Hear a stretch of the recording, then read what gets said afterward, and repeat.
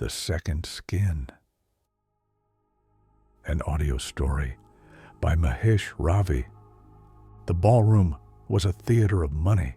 Chandelier light fell like broken glass on champagne flutes, and laughter peeled off in perfectly rehearsed intervals. Elena Rosenthal, widow of industrialist Julian Rosenthal, and heiress to the sort of wealth that had its own weather system, stood like a moon amidst orbiting men and women who whispered when she turned her back. Her son, Caleb, was 23 and carved from the soft arrogance of untested fortune. That night, he met her. She was a woman from nowhere, the kind of beauty that made people forget introductions, forget breath, forget manners. Her name, if anyone had bothered to ask, was Lillian. She had eyes like stolen lakes and the poise of someone who had seen the world end and returned to speak of it. Elena didn't like her, not for any logical reason, just something in the way her smile paused before it curved. Something about how no one saw her enter and no one could remember seeing her leave. But Caleb was already caught in her undertow. He married her within a week. No engagement, no vetting, no questions. The wedding was small, almost like an afterthought, held in the back garden under artificial stars. When they left that night for the estate, Lillian laughed softly in the car, a sound like glass marbles clinking in a velvet pouch. That night, in the darkened bedroom, she made him promise not to turn on the light. "Why?" Caleb whispered, amused. "I want you to feel me before you see me. I want to be real in your hands before your eyes make decisions." He found it strange, but arousing.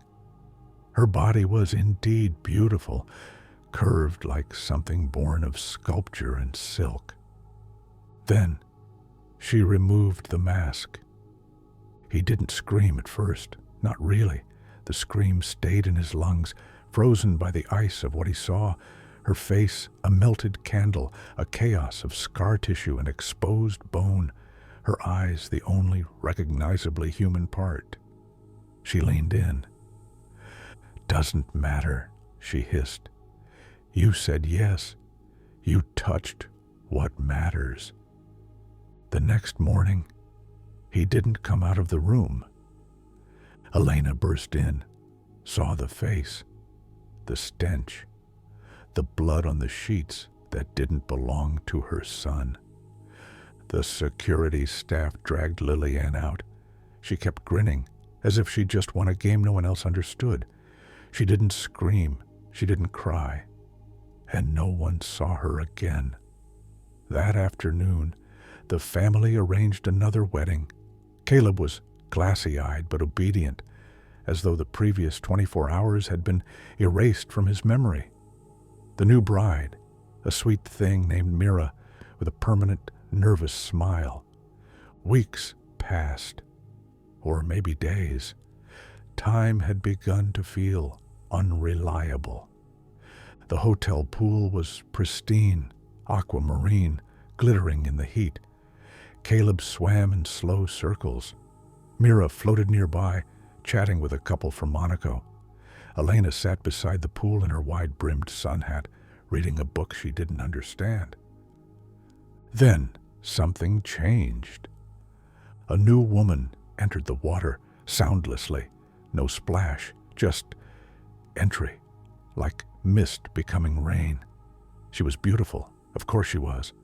But as she passed, the water darkened behind her, thickening, clouding.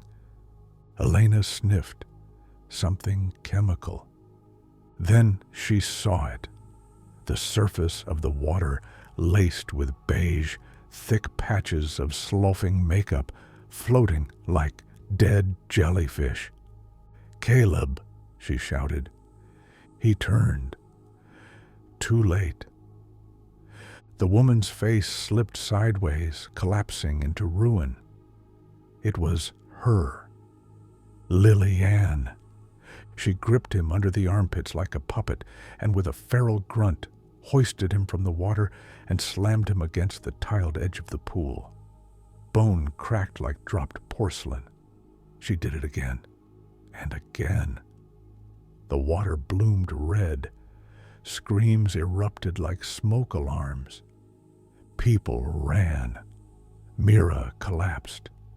The Monaco couple dropped their wine glasses into the pool, and the sound seemed to echo for minutes. When the guards arrived, there was no body, just ripples, and a thin line of flesh-colored latex clinging to the pool ladder. The newspapers reported a heart attack. The mother never spoke of it again. But sometimes, when the pool was still, staff claimed they could see a figure beneath the surface watching, waiting. And in the shallow end, near the drain, a woman's laughter bubbled up from the tiles.